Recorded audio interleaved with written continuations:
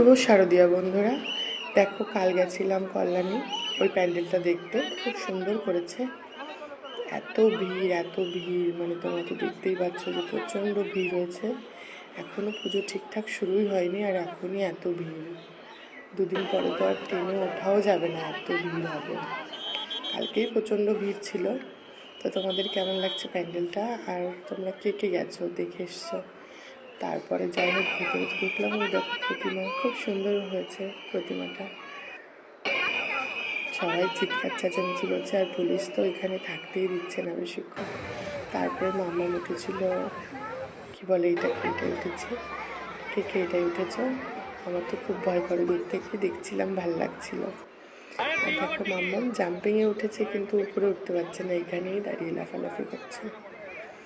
তারপর সন্ধ্যার দিকে তাকে লাইটটা জ্বালানোর পর খুব সুন্দর লাগছে প্যান্ডেলটা।